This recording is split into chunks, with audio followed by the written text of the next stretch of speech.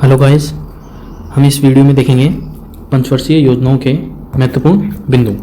ठीक है, ये बहुत ही शॉर्ट वीडियो होगा और इसके अंदर उसी महत्वपूर्ण तथ्य पर हम ध्यान देंगे जो एग्जाम के दृष्टि से इंपॉर्टेंट होते हैं और जो वन लाइनर क्वेश्चन आते हैं उसमें डायरेक्ट पूछे जाते हैं। ठीक है, तो चलिए शुरू करते हैं। सबसे पहले तो जो पंचवर्षीय योजना है वो कहाँ से ली है अपन ने, तो वो ली है रूस के समाजवादी शासन से।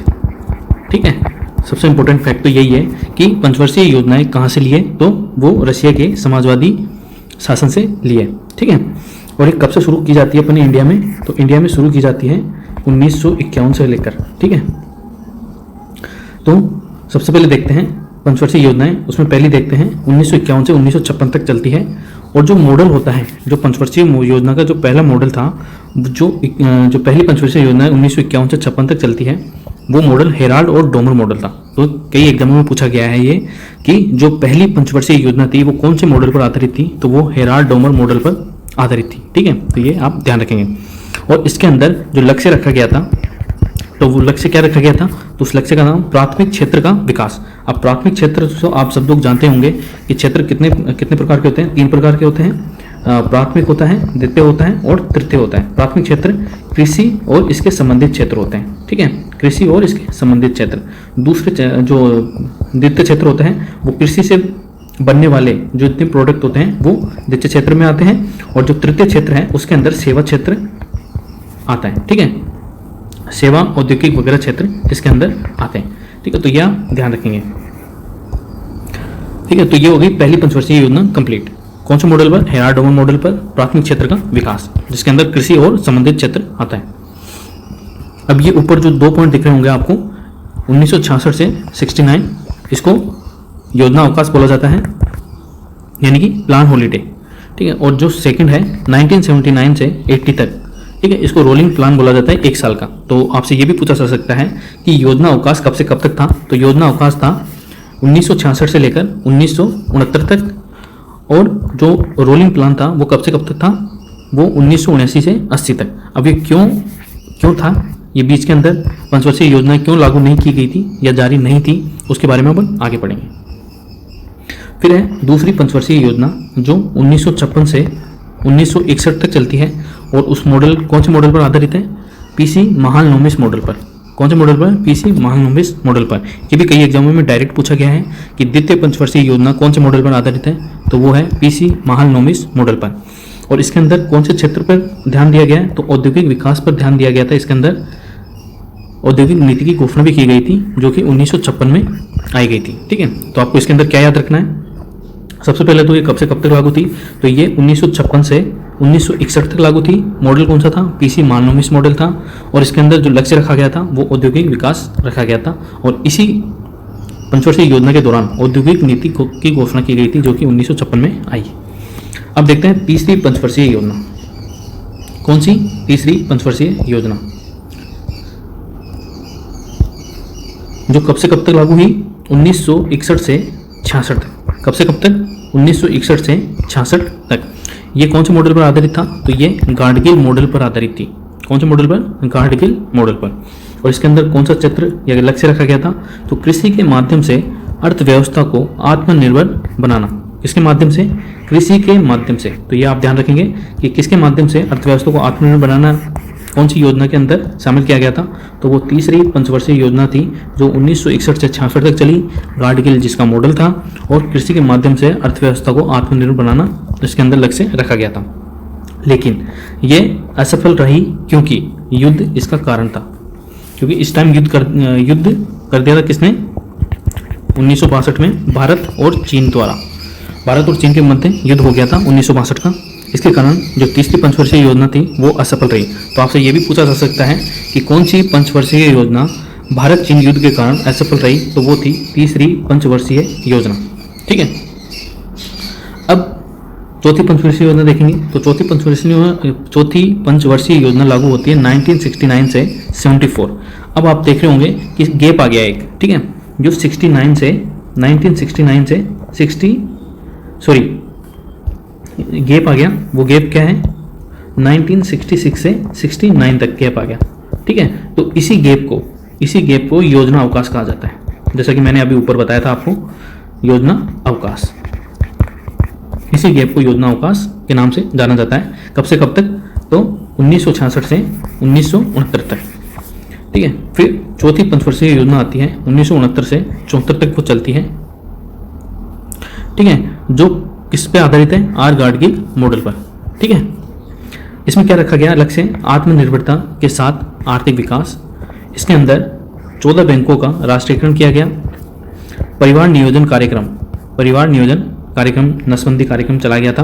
और श्वेत क्रांति, जिसमें अमूल, दुग्ध क्रांति, इसके जनक कौन है? आप मुझे कमेंट करके बताइए कि श्वेत क्रांति या दुग्ध क्रांति के जनक कौन है इंडिया के अंदर। ठीक है। फिर आती है पांचवी पंचवर्षीय योजना, जो 74 से 79 तक चलती है। और ये बहुत ही इंपॉर्टेंट योजना थी, क्योंकि इस टाइम प्रधानमंत्री कौन था? तो प्रधानमंत्री थी इंदिरा गांधी। ठीक है। और ये सत्ता में इसी नारे से आई थी, गरीबी हटाओ नारे के माध्यम से ये सत्ता में आई थी। ठीक है, जो कांग्रेस की सरकार थी। और इसका लक्ष्य रखा गया था इस योजना में गरीबी उन्मूलन। तो आपसे डायरेक्ट पूछा जा सकता है कि गरीबी हटाओ का नारा कौन सी पंचवर्षीय योजना के दौरान दिया गया था? तो वो था पांचवी पंचवर्षीय योजना के दौरान गरीबी हटाओ का नारा दिया गया था। और इसका लक्ष्य भी रखा गया था गरीबी उन्मूलन। ठीक है। और इसमें और कौन से लक्ष्य रखे गए थे? निर्यात में वृद्धि करना और आयात में कमी करना। काम के बदले अनाज, इसके अंदर योजना लागू की गई थी कि काम के बदले अनाज दिया जाएगा, लेकिन ये समय पूर्व समाप्त हो गई थी। फिर आता है छठी पंचवर्षीय योजना, लेकिन उससे पहले एक 1979 से 80 एक साल का गैप हो जाता है। ठीक है, क्योंकि पांचवी पंचवर्षीय योजना के बाद 1979 से 1980 एक वर्ष का गैप हो जाता है। और इसी गैप को रोलिंग प्लान कहा जाता है। क्या कहा जाता है? Rolling plan. ठीक है। अब 2 बार गैप आ गया। कौन कौन सा आ गया? एक तो आया 1966 से 69, जिसको क्या बोलते हैं? योजना अवकाश। ठीक है। और एक आया 1979 से 80, जिसको बोलते हैं रोलिंग प्लान। ठीक है, क्या बोलते हैं? Rolling plan. ठीक है, तो ये दोनों आपको याद रखने होंगे, दोनों फैक्ट। ठीक है। फिर छठी पंचवर्षीय योजना 1980 से 85 तक चलती है। ठीक है। और इसका जो मॉडल था वो क्या था? Input output model. ठीक है, यानी कि आगत और निर्गत मॉडल आधारित था। कौन सी? छठी पंचवर्षीय योजना। इसके अंदर भी गरीबी उन्मूलन का नारा दिया गया। और इसके अंदर 6 बैंकों का राष्ट्रीयकरण किया गया। पांचवी पंचवर्षीय योजना में कितने बैंकों का? 14 का। और छठी पंचवर्षीय योजना में 6 बैंकों का, यानी कि टोटल 20 बैंकों का राष्ट्रीयकरण किया जा चुका था। और आपसे ये भी पूछा जा सकता है कि कौन सी पंचवर्षीय योजना के दौरान नाबार्ड की स्थापना की गई थी? तो नाबार्ड की स्थापना छठी पंचवर्षीय योजना के दौरान 1982 में की गई थी। ठीक है, नाबार्ड का नाम आपने सबने सुना होगा। ठीक है, तो नाबार्ड की स्थापना छठी पंचवर्षीय योजना के दौरान 1982 में की गई थी।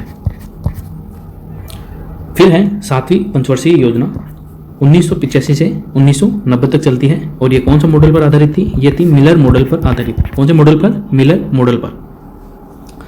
इसमें क्या रखा गया था लक्ष्य? तकनीक के माध्यम से रोजगार सृजन में वृद्धि करना, मतलब टेक्नोलॉजी के माध्यम से जो अनएम्प्लॉयमेंट हो रखी थी उसको हटाना और एम्प्लॉयमेंट में वृद्धि करना। गैर परंपरागत स्रोतों से के प्रयोग को बढ़ावा देना। जो गैर परंपरागत स्रोत है, जैसे कि सूर्य ऊर्जा, टाइडल ऊर्जा, यानी कि जो समुद्र के पानी से बनाई गई ऊर्जा। ठीक है, ये सब। तो सातवीं पंचवर्षीय योजना 1985 से 90 तक चलती है। मिलर मॉडल था इसका। और इसके अंदर जो लक्ष्य रखा गया था वो था तकनीक के माध्यम से रोजगार में वृद्धि करना और गैर परंपरागत स्रोतों के प्रयोगों में वृद्धि करना। ठीक है, तो ये इसके लक्ष्य थे। नेक्स्ट क्या है? तो नेक्स्ट है आठवीं पंचवर्षीय योजना, जो 1992 से 97 तक चली थी। कब? 1992 से 97। आपको पता होगा कि 1992 के अंदर जो USSR था उसका विघटन हो गया था। उसका विघटन होने के बाद शीत युद्ध का अंत हो जाता है। शीत युद्ध का अंत हो जाता है। और शीत युद्ध के अंत के साथ ही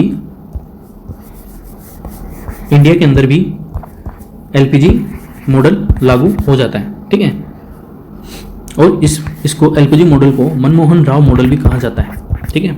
यानी कि उदारीकरण, प्राइवेटाइजेशन और ग्लोबलाइजेशन, लिबरलाइजेशन, प्राइवेटाइजेशन और ग्लोबलाइजेशन का संक्षिप्त रूप है एलपीजी मॉडल, और इसी मॉडल को मनमोहन राव मॉडल भी कहा जाता है, ठीक है। कौन सी योजना के अंदर? 8वीं पंचवर्षीय योजना के अंदर, जो 1992 से 1997 तक चलती है।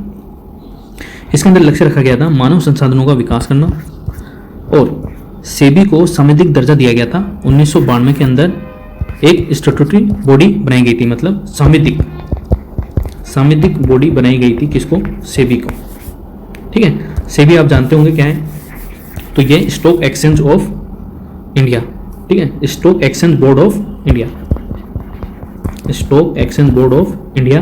इसको 1992 के अंदर सांविधिक दर्जा दिया गया था, ठीक है। तो ये भी आप ध्यान रखेंगे, आपसे पूछा जा सकता है कि कौन सी पंचवर्षीय योजना के दौरान सेबी को सांविधिक दर्जा दिया गया था, तो वो थी 8वीं पंचवर्षीय योजना, जो एलपीजी मॉडल या मनमोहन राव मॉडल पर आधारित थी, जो 1992 से 1997 के मध्य चलती है, ठीक है। और इसके अंदर एक लक्ष्य और रखा गया था, सेवा क्षेत्र को प्रोत्साहन, यानी कि सेवा क्षेत्र को बढ़ावा देना, इसके अंदर एक लक्ष्य को शामिल किया गया था। अब देखते हैं 9वीं पंचवर्षीय योजना, ठीक है, कब से कब तक लागू होती है? यह है 1997 से 2002 तक। 9वीं पंचवर्षीय योजना 1997 से 2002 तक चलती है, और इसके अंदर लक्ष्य रखे गए थे जीवन की गुणवत्ता में वृद्धि करना, रोजगार संवर्धन में वृद्धि करना, और क्षेत्रीय असंतुलन में कमी करना, और आत्मनिर्भरता की ओर अपने कदम बढ़ाना, ठीक है। तो क्या क्या था इसके अंदर? 9वीं पंचवर्षीय योजना के अंदर जीवन की गुणवत्ता में वृद्धि करना, रोजगार संवर्धन में वृद्धि करना, क्षेत्रीय असंतुलन में कमी करना, और आत्मनिर्भरता को बढ़ावा देना, ठीक है। फिर आती है 10वीं पंचवर्षीय योजना, जो 2002 से 2007 तक चलती है। इसके अंदर एलपीजी मॉडल के माध्यम से आर्थिक विकास शामिल था। इसका लक्ष्य रखा गया था कि एलपीजी मॉडल के माध्यम से आर्थिक विकास करना। फिर है 11वीं पंचवर्षीय योजना, जो 2007 से 2012 तक चलती है। इसके अंदर समावेशी सतत विकास, समावेशी और सतत विकास का लक्ष्य रखा गया, समावेशी और सतत विकास का लक्ष्य रखा गया। इसके अंदर नई औद्योगिक नीति 2011 लाई गई। 2022 तक 15 से 25% रोजगार सृजन करना इसके अंदर लक्ष्य रखा गया। कितना? 11वीं पंचवर्षीय योजना में 2022 तक 15 से 25% रोजगार सृजन का लक्ष्य रखा गया। जवाहरलाल नेहरू सोलर मिशन योजना लाई गई, ठीक है।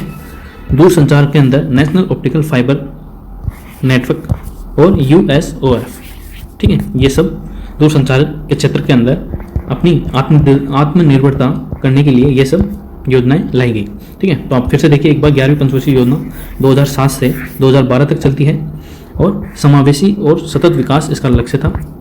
इसके अंदर नई औद्योगिक नीति 2011 लाई गई। इसके अंदर लक्ष्य रखा गया 2022 तक 15 से 25% रोजगार सृजन करना। जवाहरलाल नेहरू सोलर मिशन इसके अंदर लाया गया। दूरसंचार के लिए network, national optical fibre network और यूएसओएफ लाया गया। अब आता है 12वीं पंचवर्षीय योजना, जो 2012 से 2017 तक चलती है। कब से कब तक? 2012 से 17 तक। इसके अंदर तीव्र समावेशी और सतत विकास, यानी कि जो 11वीं पंचवर्षीय योजना के अंदर जो लक्ष्य रखा गया था समावेशी और सतत विकास, उसी को तीव्र यानी कि जल्दी से प्राप्त करने के लिए इसके अंदर लक्ष्य तीव्र समावेशी और सतत विकास रखा गया। 11वीं पंचवर्षीय योजना के लक्ष्यों का ही विस्तार इसके अंदर किया गया। 12वीं पंचवर्षीय योजना के अंदर आर्थिक और सामाजिक विषमता को दूर करना इसका लक्ष्य रखा गया। इसके अंदर आर्थिक और सामाजिक विषमता को दूर करना। नेक्स्ट है आधुनिक तकनीक से आधारभूत संरचना का विकास करना, मतलब मॉडर्न टेक्नोलॉजी के माध्यम से जो आधारभूत, जो बेसिक स्ट्रक्चर है, बेसिक इंफ्रास्ट्रक्चर को मजबूत करना या उसका विकास करना, ठीक है। ये थी 12 पंचवर्षीय योजनाएं। फिर आगे योजनाएं इसलिए खत्म हो गई क्योंकि योजना आयोग को समाप्त कर नीचे एक बार नीचे, हाँ यहाँ पर देख लेते हैं। योजना आयोग को समाप्त कर दिया गया और इसकी जगह 1 जनवरी 2015 को नीति आयोग की स्थापना की गई। ठीक है। और 2017 के अंदर 12वीं पंचवर्षीय योजना को समाप्त कर दिया गया और इसकी जगह अब प्लान लाए गए, ठीक है। जैसे एजेंडा 21 के आधार पर 15 वर्षीय प्लान, ठीक है, 15 वर्षीय प्लान, 3 वर्षीय प्लान, ठीक है। तो ये सब प्लान लाए गए नीति आयोग द्वारा, ठीक है।